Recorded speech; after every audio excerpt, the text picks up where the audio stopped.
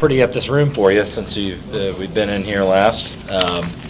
Yeah, excited to get this. This is the first phase of the project of getting council chambers. Of course, we'll have our council meetings in here for the foreseeable future as we get council chambers up and going and renovated as well. But first, what I want to do, if Chief Jester will come up, I wanted to have him give you an update from the storm last night. And answer any questions that you have, and then I got a nice long, I haven't seen you in 3 weeks, list of things to share with you guys moving forward. So, Chief Jester, go ahead.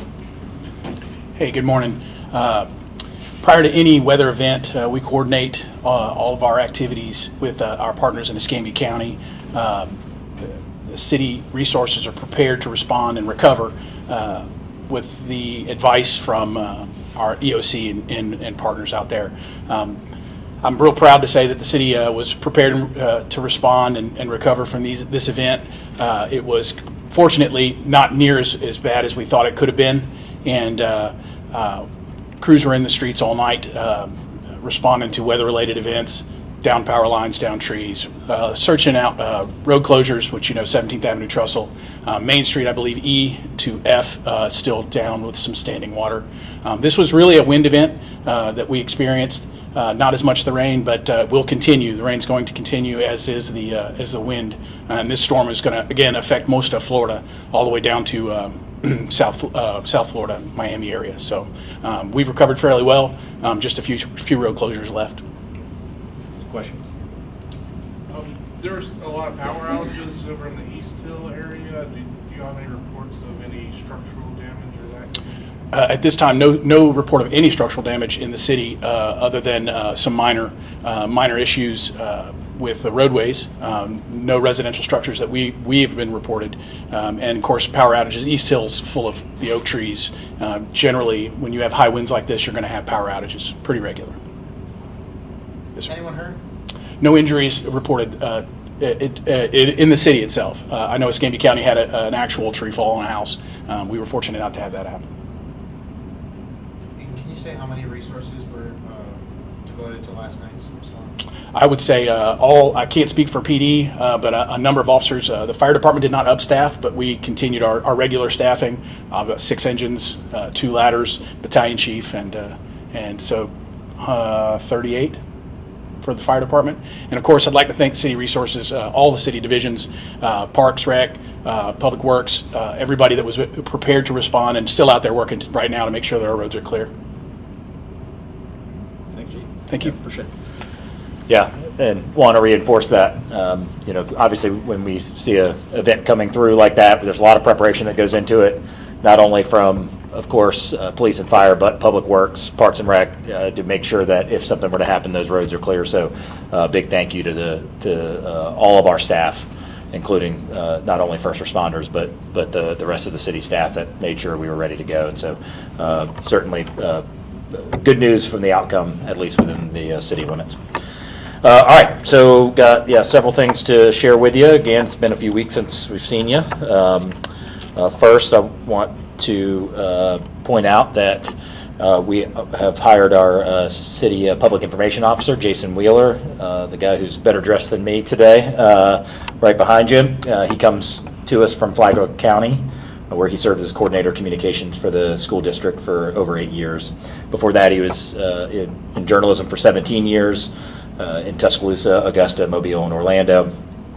And we hired him despite the fact that he was a graduate of the University of Alabama. Just kidding, I'm still bitter about the college football thing. Majoring in telecommunication, film, and political science, and also a U.S. Army veteran. So happy to have him and his wife Shelley, his 2 sons here as Pensacola residents. And certainly I know you guys will be getting to know him very quickly, so excited to have him on board. Also, we're going to distribute to you, if you haven't already, or electronically. I've come up with a list of what I'm really calling the 24 for 24, and what that is you've heard me mention now in recent weeks about that we, in this first year of the administration, we've gotten so many irons in the fire about a lot of exciting projects, but I wanted us to have some clarity and certainly some accountability towards what we're going to get done in 2024. Now, bear in mind, this list is not a complete list, and I make sure our department directors, when I shared this with them yesterday, were aware of that. This does not say that we're going to make sure your garbage is picked up and that your parks are clean and that you're safe and all of those things. So we still have all the standard things that we need to do as a city to perform well for the citizen. But these are really a list of our front-facing projects, really in no particular order. It's just alphabetical to you, but I wanted this personally for us to be able to look back in 2024 and say, God willing, if we don't have any storm events or something like that could sidetrack us, this is a list of 24 things that we hope to either have completed or make significant progress on. Obviously, you see Baptist Hospital. I'll give you an update on that in a minute. We don't expect that Baptist Hospital will be full of attainable housing at the end of 2024, but we expect that we will make significant progress towards that. So really excited about this, and I think it just helps me personally, our administration, our departments, kind of give the citizen that tangible focus and say, hey, these are the things that are important to us to see through in 2024. So you see that there's a little addendum at the bottom, other things to be completed. Those are really you see it's the pool house bathrooms, the tennis center, the Veterans Memorial Park classroom, some things like that didn't make the list of 24. Those are things that are already moving, but we didn't want to leave those out, saying that we're going to wait a year to get those done. So I didn't want there to be any confusion. So there's several public works, engineering, construction-based things that are already in the fire that we plan on completing in 2024 that may not be on the larger scale of some of the projects that are mentioned in this list of 24. So anyway, you guys have that, certainly can share it. Happy to take any questions both now and throughout the year on where we are with these things, and this is what we're shooting for this year. All right, Baptist Hospital. So you have, I know, the letter I signed yesterday afternoon, which is a non-binding letter of intent that mentions that if we are able to raise $16.5 million through whatever channels possible, that the city would be amenable to taking donation of the property, the Legacy campus. And we're, of course, looking forward to see what happens in Tallahassee. That's really the primary function of this, is that as our delegation goes to fight for this project and make this a priority, certainly it can't happen without the city taking possession of the property. That those dollars would have to go to publicly owned land. So I understand from our representatives and our senators' perspective, that's not something that would be fair to ask them to advocate for if there wasn't some level of commitment from a public entity that would be able to actually accept those dollars if they were able to get them. So that was that step. And as a reminder, you guys recall, we'd started working pretty heavily on a formal donation agreement, which would have said a dollar amount, and that would have had the property convey if those dollars were. But between environmental questions that we're going to take a long time to answer and the timeline that we have in terms of the legislative session, which of course starts this week, and some questions about what's the financial participation of the city, the county, Baptists themselves, which is something that we've asked of them. Instead of trying to work all of that out on a fixed timeline, once our delegation was comfortable with this non-binding agreement that just shows that we are amenable to it, and that would be enough for them to be able to go fight for those dollars in Tallahassee, then that's the direction we move. So still plenty to work through. I guess, in my opinion, how this will work is, we'll see what happens in Tallahassee. We'll see what happens with the two PACES projects, if those get the tax credit, which is that's about $2.9 million of the sale price of those properties that will go into this capital stack. And right now, I've had some great conversations with folks at the county, including Commissioner May, that I would say, not speaking Baptist, but just as the neighborhood and the community as a whole, Commissioner May and I are very aligned on what happens in this neighborhood. Here's a transformational project. How do we protect and preserve the neighborhood and the needs of that neighborhood, which we know is a vulnerable one within the city and is, of course, very close to the city-county line. So we're working through, still more to come, but we're working through kind of a city-county partnership that if we're going to put up dollars in this project, that it's going to be tied to some community benefits. It'll be things like the covenant for the community, as an example, where 70% of the jobs that would be local jobs and 30% would be minority jobs. It'll be things like if the that if attainable, that for the attainable housing built, that would be offered first to the people in the surrounding community before it's offered to anybody else. Environmental protections, things like that. So there's a lot of different examples of community benefits agreements, and certainly if we're able to work something out with the county, that we will work on that together about what that says. But that's the direction that if there's going to be any city-county funding put into this stack, that it's going to be in the spirit of protecting and preserving the surrounding neighborhood as we go into something transformational for our entire region. So very excited for that. I have asked Baptist Hospital that my expectation is that they'll have a financial commitment in addition to the donation of the property. But we're going to, again, continue to see this play out. We'll see what happens and what kind of funding can be procured at the state level and other grant opportunities, anything else that comes up. So I expect what's next is we'll let session play out, and we'll see when the dust settles what kind of capital stack we have, and then we'll make decisions from there. So 16.5 million is the goal. You know, there could be things that could be done with less than that, but it's all speculation at this point. It just depends on what that number is. So now we'll fingers crossed. We got a great delegation that I know is going to get after it and try to help us with it, and certainly looking forward to that. We have an update on the city attorney that we have offered the job to Adam Cobb, and he has accepted. His start date is tentatively February 5th. Obviously, as you guys know, this is a vote that will have to go to council. It will go to council next week. It'll be on the agenda that comes out publicly this afternoon. And Adam is a Pensacola native and moved away, started his law career in Indianapolis after college, after law school, but has been back in town since 2016. Been at Emanuel Shepherd and Condon, of course, one of the longest standing prestigious firms here in the city, and is board certified in real estate law.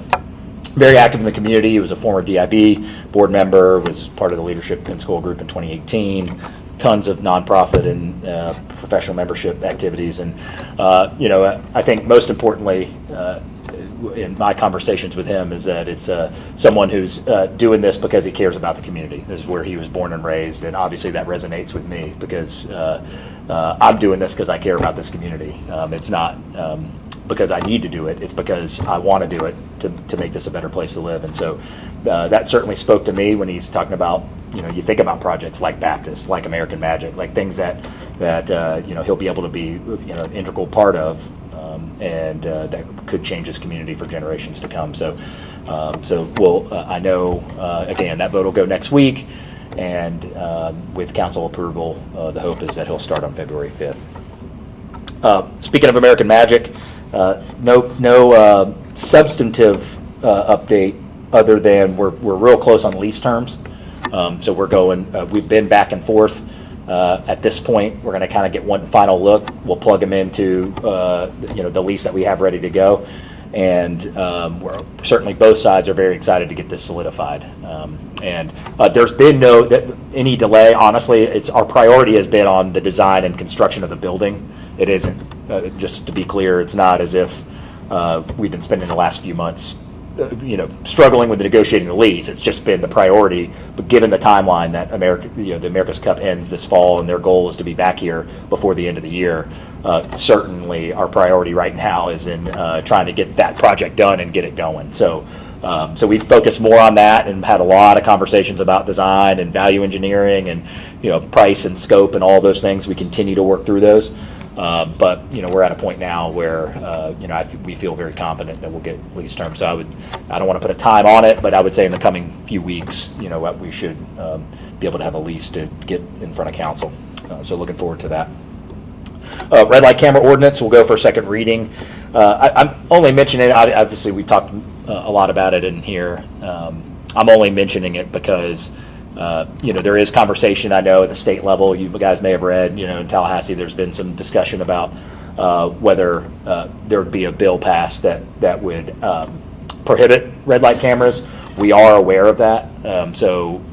What we're going to continue to proceed for a couple of reasons. One is after the second reading, once it's been adopted, there's going to be an onboarding of time. There's going to be several months it's going to take to get these cameras put in, for example. So it's not, when this passes next week on the second read, it's not like the cameras go enforcement the next day. So we didn't want to stop that process knowing that it's going to take a little bit of time.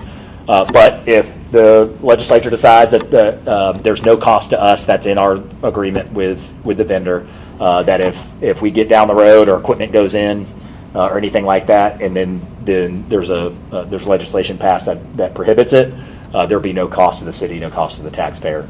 And furthermore, I've gone even a step further than that, and to say we won't, whether that means photo enforcement signs, anything at Public Works, even if it's our own staff, we're not going to take on any expense whatsoever, even on our side of things, whether that be signage, labor, anything like that. Not that there's very much of that in this. A lot of this is covered by the vendor, but I've let our staff know, we aren't going to expend any funds, on our side of things until we see what happens in session, just to try to be responsible with the taxpayer dollars. So this has come up many times over the years, so this is not new. This is not a new conversation, and I believe they actually just approved the cameras or speed at school crossings. I think they just approved that. So it's kind of two different schools of thought on other ends of the spectrum there.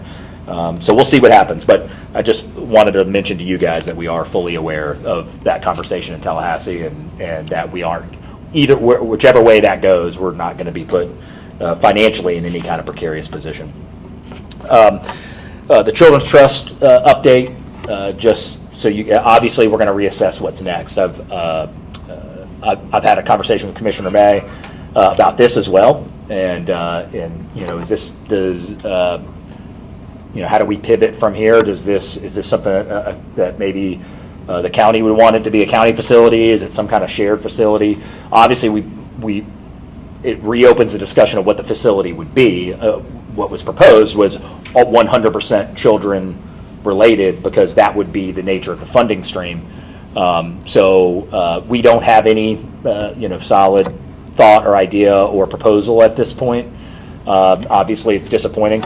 And bear in mind, this whole idea was constructed with Children's Trust staff at the very beginning, using examples that had already been put in place from around the state. So I think, unfortunately, I think it's the cherry on top of confusion and ambiguity that probably has plagued this project the entire time. That one day we think we're getting advice that it can work. The next day in a public meeting, we were saying that it can't. So I'm certainly glad that the Children's Trust asked for an AG opinion. We don't want to do anything that is outside of that opinion, of course. But we'll reassess. What I'll tell you is, personally, that really means right now my priority is going to move to Fricker Center. We have $5.5 million that we won in a grant for storm hardening of Fricker, which of course is right down the road. We've put in for another $4 million for a multi-purpose facility that could help with education, workforce development, and healthcare. So potentially, if we get the second grant, we're talking about upwards of $10 million of investment right there again, vulnerable community, public housing right across the street. That could be a big help. So, truly, we've got a bird in the hand. We've got this funding. How do we best enhance what we already have? And it's certainly open to conversations with the county or others if there is something that we can do. With Lakeview Center, I think getting that in the public good, regardless of in what form, I think it would be a positive step. So, again, more to come on that. Park Mobile update. Just so you know, we had about 3,137 app transactions in the first week, and one citizen concern. So that's my kind of ratio. Hopefully that will continue to grow. As people get more awareness, we're doing a public campaign. We're going to do some Park Mobile is as well, just to try to spread the word on making sure that you download the app. And if you're driving around downtown, you are seeing the new signs. They are blue, but and there's QR code right on the sign. Kiosks are still in place that are integrated with Park Mobile. and we continue to keep the old app open at this point, just in case the word hasn't gotten to someone, to make sure that they aren't getting a ticket. So very happy with, if we were at 3,137 to 1 on citizen complaints to transactions, things are going real well at this point. So we'll continue to monitor that. I think no, I guess I didn't mention in a press conference, but I have publicly so far.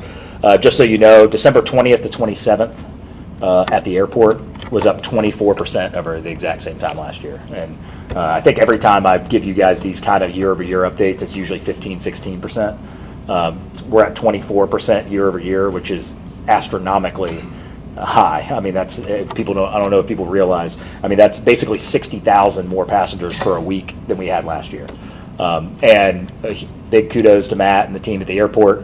No one was out on the overflow lot. No one was in the grass lot through that whole time.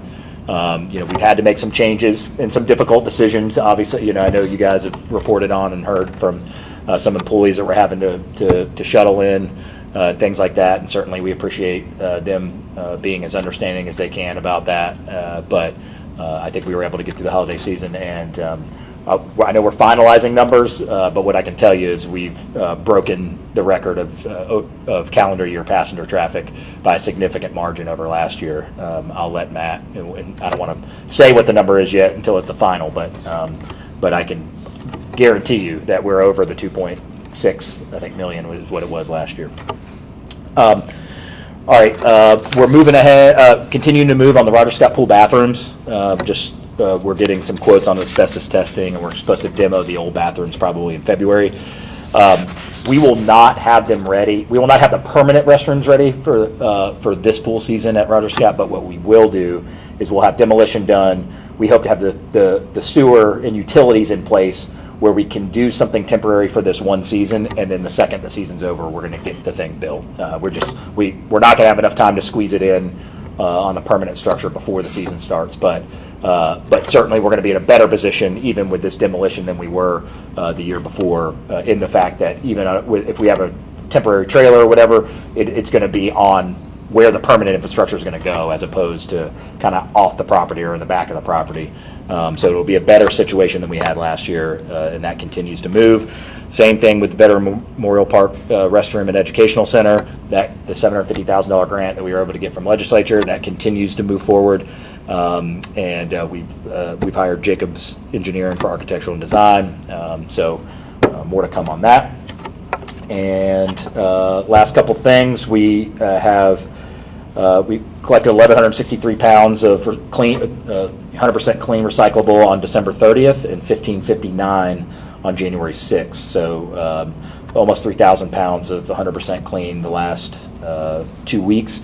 I also, Fred Crenshaw, Director of Sanitation, told us in our meeting yesterday, I believe the Summit drop-off facility was picked up 3 times on Saturday in one day. So interesting evolution that's happened since we've gone to the recycling drop-off is that the recycling at the Summit facility has become much cleaner. It was actually significantly worse than the Curbside was, because the folks who wanted to recycle in our community were using their cans, right? Well, the folks who were wanting to drop off couches and everything else were bringing them to Summit. So Summit, if we were 50% contaminated in the city, that Summit drop-off was 70, estimated, we didn't measure it, but just by the eye test and our experts that are picking it up, we were talking about 70, 75, 80% contaminated at that site when we had Curbside. What's happened is not only have we seen volumes go up, but we've seen contamination go down at the Summit facility, because the folks who care about recycling, that may be more convenient than going to our assisted drop-off at Palafox. So we're seeing those folks who really care about recycling coming and bringing their stuff, and it's actually becoming a little bit cleaner. So that reinforces the idea that if we're going to have a second assisted drop-off facility, that it will probably be located at the current Summit location, that we would put the infrastructure in place to have staff there and make that even easier and kind of replicate what we've already done on Palafox Street. So continuing to work through that. You see that getting that recycling solutions, of course, on our list that I gave you in 2024. Last thing, MLK holiday closures, since that's next week. Of course, it'll be just like it was Christmas, New Year's. MLK, will be off. All our facilities will be closed. on Monday, January 15th. And then, so of course, garbage collection, all of that will slide back. Monday, Tuesday customers will be collected one day later, and then Thursday and Friday you'll see no change. So told you I had a lot for you, and certainly ready to take any questions that you have. Regarding the Baptist funding, can you kind of recap where things are going to be going with that? Are you expecting all of it to come from Tallahassee? I know you also mentioned sales tax, and Baptist also played some of that cost too. Yeah, no, I don't. I think it would be unrealistic to expect that Tallahassee is going to fund the whole thing. And to be honest with you, I don't know that would be a fair obligation to put on Senator Broxton or Andrade or anybody else. That being said, I'm treating this as a single year funding stream. There's been some conversations about, well, could this be collected over multiple years?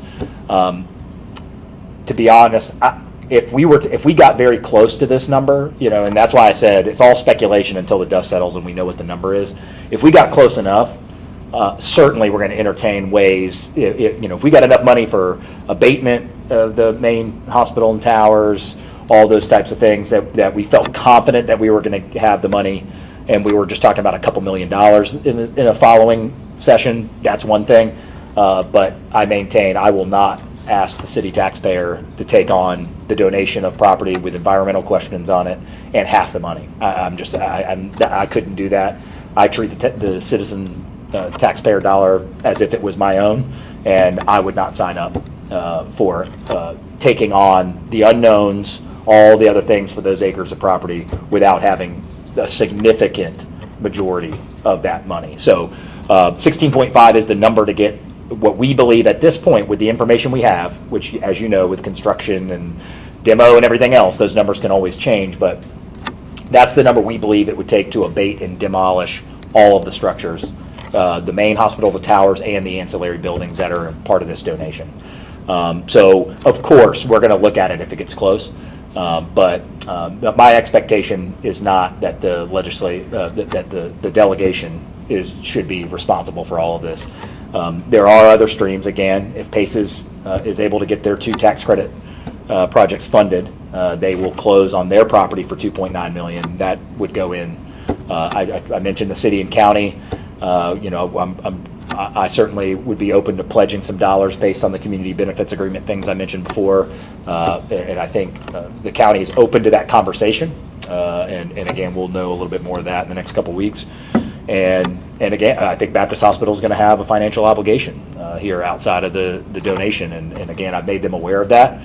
My position on that is it's hard to rationalize that the city and county should put up more money than Baptist, given the fact that the demo of this property is worth more than the property itself. And for this to happen, certainly it takes a city-county participation. So to answer your question, look, I think the stack's going to come from a lot of different places. And hey, we got a grants office. I mean, if there's a grant that comes up that is able to help, and so I think what we're trying to say is, we want to enter the arena of hand in hand saying, this is our goal, $16.5 million. How it gets here, we're going to find out in the next few months. And then when the dust settles, we'll see where we are and make decisions from there.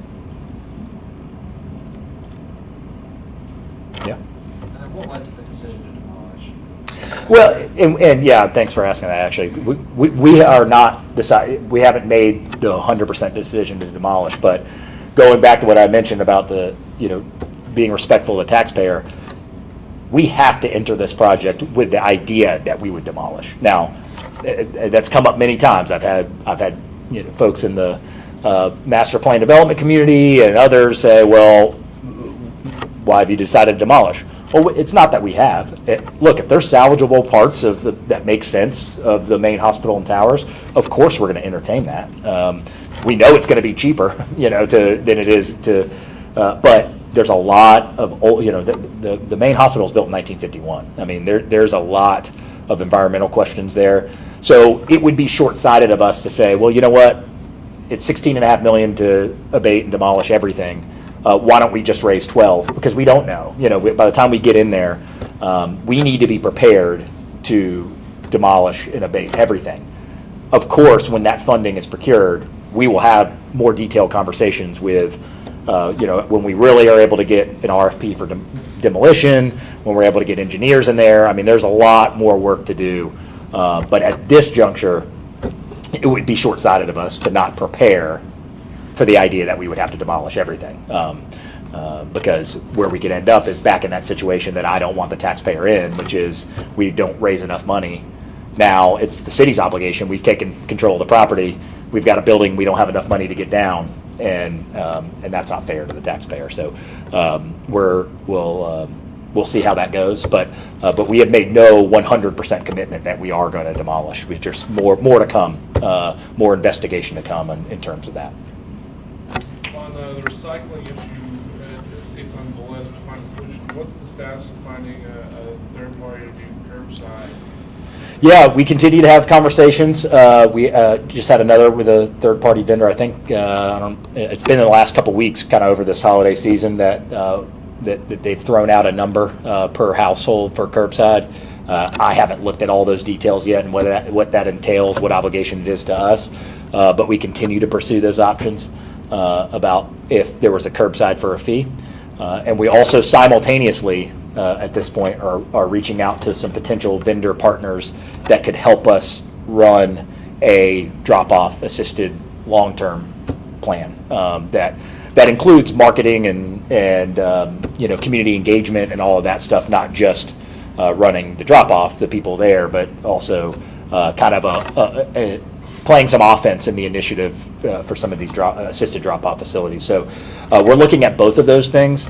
Obviously, if curbside happens, that's going to affect the volume that's going to go to the assisted drop-offs. And if curbside doesn't happen, if we can't find a viable solution that's at a reasonable enough figure that we want to present, then that obviously is going to add more value in priority to the assisted drop-offs because of the amount of volume that we would expect to get if there is no curbside. So, it's a little bit of chicken and egg, right? I mean, in terms of saying we want to go this direction or that. I maintain that priority one for me is if we can find a financially amenable curbside opt-in. That still remains our number one priority if I had my choice. If we can't find that, we've even had conversations about what if it's something like it was twice a month. What if you picked up at the first? Maybe it's not every week, but you'd have a recycling can and you'd pick up on the 1st and the 15th. We're looking at every option we can. So if we don't go with curbside, it just means that we've exhausted those options. But we have not yet, and we continue to, again, as recently as the last few weeks, we continue to have conversations with outside vendors. I guess what's the figure you're getting back as far as cost per household? Well, as I said, we got a figure. The only reason I'm not going to say what it is because I have not read through. I'll give an example.